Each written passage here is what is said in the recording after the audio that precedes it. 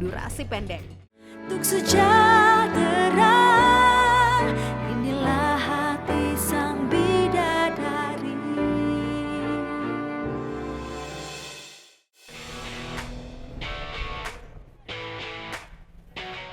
Kalau misalnya touring gitu kan lumayan jauh nih. Ya. Ada persiapan-persiapan khusus nggak sih yang harus diperhatikan oleh para pengendara ini supaya aman gitu, safety gitu Om? Biasanya kita sebelum touring pasti kita buat rencana anggaran dan rute. Kira-kira nanti iuran orangnya berapa, kemudian rutenya, mobil memang harus disiapin. Setiap touring kita pasti ada backup mekanik.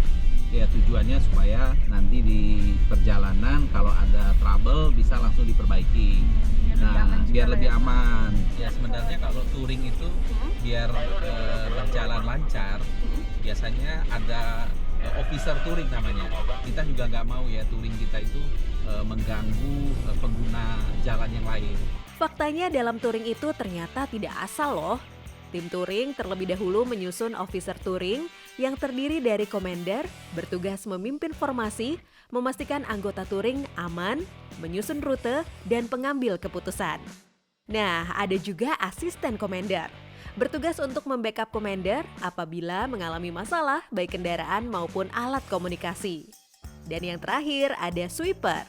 Biasanya sweeper dibagi dua, yaitu sweeper tengah dan sweeper belakang. Tugasnya untuk memastikan seluruh anggota touring tetap pada posisi masing-masing pada saat touring berlangsung. Selain itu, sweeper juga bertugas untuk mengkoordinasikan apabila anggota mengalami masalah pada kendaraan dan menemani sampai tim mekanik datang. Tuh, ini keren nih.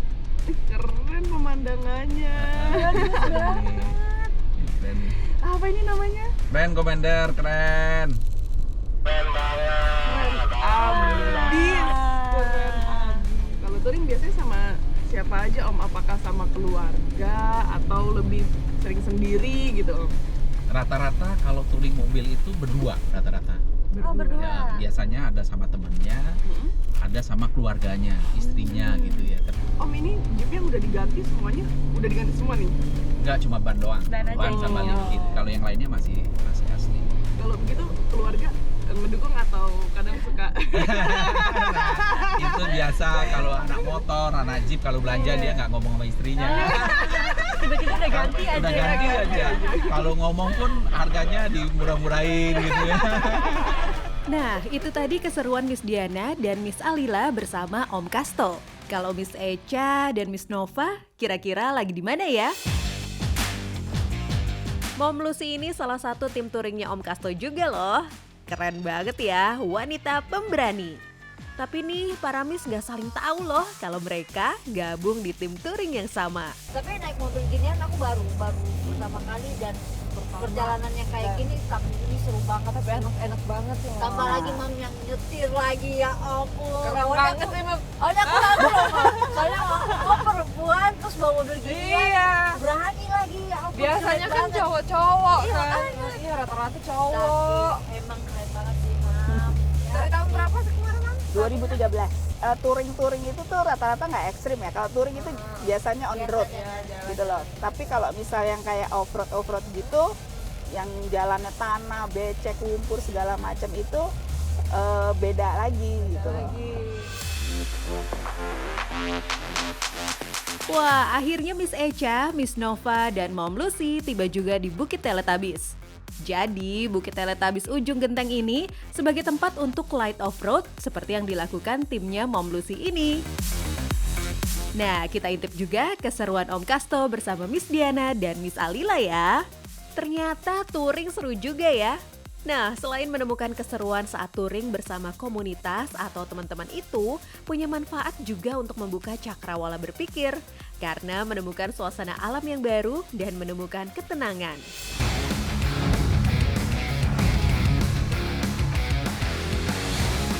Para Miss benar-benar seru banget ya. Menikmati pesona alam yang indah, lalu diajak juga sprint race di tepi pantai.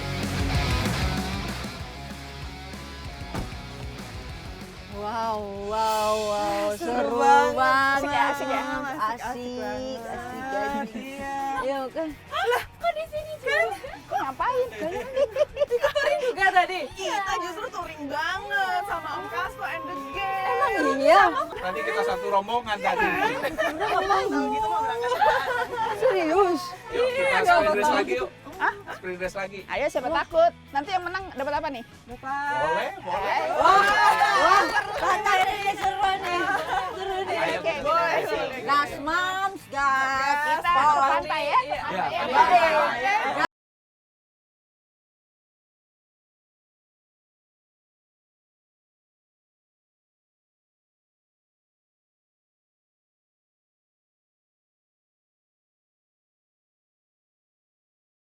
Sprint race itu merupakan balapan dengan durasi pendek.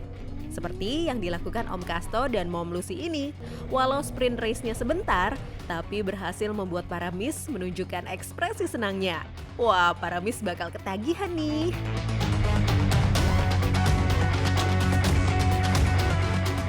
Setelah seru-seruan touring bersama tim Om Kasto dan Mom Lucy, saatnya para Miss menuju tempat konservasi penyu yang ada di Pangumbahan. Pengelolaan konservasi penyu Pangumbahan ini di bawah cabang Dinas Wilayah Selatan, Dinas Kelautan dan Perikanan Provinsi Jawa Barat. Nah, sebelum para Miss melihat konservasi penyunya secara langsung, terlebih dahulu mereka bertemu dengan Pak Ade selaku koordinator di sana. Dan menyampaikan tujuan, para Miss ingin melihat detail konservasi penyu yang ada di Pangumbahan. Ada yang bisa saya bantu? Kami dari Hati Sang Bidadari, tujuan kami ke sini tuh kami pengen tahu gimana sih konservasi penyu. Pengelolaan konservasi penyu Pangumbahan ini yaitu di bawah cabang Dinas Wilayah Selatan, Dinas Kelautan Perikanan Provinsi Jawa Barat. Untuk proses konservasinya oleh rekan saya, yaitu Pak Musonib, akan dijelaskan lebih detailnya. Bisa kita langsung ke sana, Pak? Iya, mangga. Oke, ayo siap.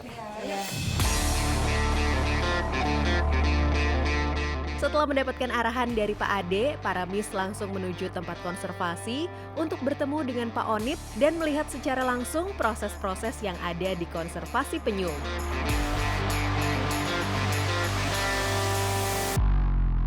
Halo Pak.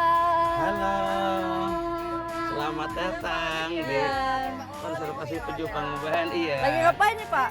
Ini kita sedang periksa-periksa, sedang melakukan pemeliharaan sarang semi alami telur penyu.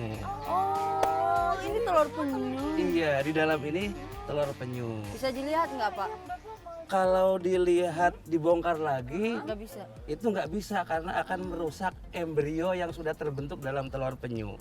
Ya, paling kita bisa melihat seperti ini. Nah, ini di atas ini nomor sarang, kemudian tanggal dia bertelur di pantai. Ini dari pos berapa? Dari pos 2 di depan. Nah, ini jumlah telurnya 128 butir. Banyak sekali, Pak. Jadi dalam satu siklus bertelur itu, dia satu siklusnya itu selama kurun waktu rata-rata 5 tahun, seekor induk penyu akan memproduksi sekitar 600 butir telur. Kalau misalnya menetas itu waktunya dia memerlukan waktu berapa lama sih Pak? Ini kita namanya proses inkubasi atau persemaian sarang semi alami. Lama waktunya rata-rata 60 hari. Dia akan menetas, tukik-tukik itu akan keluar dari pasir ini. Oh, jadi keluar sendiri ya? Keluar sendiri dari pasir, sementara yang putih ini pengaman agar tukik tidak berkeliaran kemana-mana. Iya. Di ruang terbuka kayak gini ya Pak, pencahayaan itu mempengaruhi nggak cepat atau lambatnya dia menetas kayak gitu? Jadi memang sengaja dibuat di ruang terbuka karena agar secara alamiah dia teradaptasi, baik suhunya maupun kelembabannya. Perawatan yang kita lakukan di sini yang pertama menjaga dari predator-predator. Kadang sarang persemaian semi alami ini diserang oleh namanya semut api. Oh, yang merah itu ya. Semut api itu ya warnanya agak merah. Merah. Nah Pak, kalau ini kan ada 128 penyu nih. Kira-kira ada nggak sih Pak yang tidak menetas dari telurnya sendiri? Selalu ada karena mungkin proses pembuahan secara alaminya tidak normal. Ini kita rata-rata persentase penetasannya itu minimal 80 ekor tukik. Minimal ya Pak? Minimal. Nah, penasaran deh Pak mau lihat tukiknya. Kebetulan ada sampel penyu yang bisa dilihat, termasuk tukik yang menetas tadi malam. Ayo kita sekarang ke ruang karantina. Oke, let's go Pak. Ayo Pak. Setelah Pak Onip menjelaskan proses-proses penetasan telur penyu, para Miss diajak untuk melihat sampel penyu yang ada di ruang karantina. Di ruang karantina, para pengunjung bisa melihat lebih dekat sampel penyu yang masih kecil hingga yang sudah besar. Gede abis. Oh my god, ini warna putih. Pak, ini jenisnya apa? Ini kita di sini semua jenis penyu hijau, tapi kebetulan ini albino, di Asia hanya ada di kita. Wah. Nah, kalau di sini jenis-jenis penyunya ada apa aja, Pak? Di Pantai Pangumbahan terdapat 3 jenis penyu. Yang pertama penyu hijau, yang kedua penyu lekang, yang ketiga penyu sisik. Bapak, setelah penyunya sudah besar-besar seperti ini, apakah ada perawatan khusus untuk penyu? Oh ada, yang pertama kita selalu mengganti air. Salinitas yang kita butuhkan itu rata-rata 30-33 per mil, itu salinitasnya. Kemudian juga setiap hari kita kasih makan. Dengan dosis makan 10% dari berat badannya. Makannya makan apa, Pak? Makan sayur? Penyu hijau ini termasuk jenis herbivore, jadi kita makanan aslinya itu rumput laut. Terus Pak, penyu-penyu ini dibersihin nggak sih cangkangnya gitu, kayak dibersihin di lap gitu atau digosok gitu? Ah iya pasti iya. Karena kalau telat ganti air laut kadang ini suka tumbuh lumut ya. Suka tumbuh lumut di atas punggungnya ini. Nah ini selalu kita secara berkala kita bersihkan. Kayaknya Barangkali mau ngangkat? Awas digigit, Pak. Oh my god, lucu banget. Ayo pegang sini.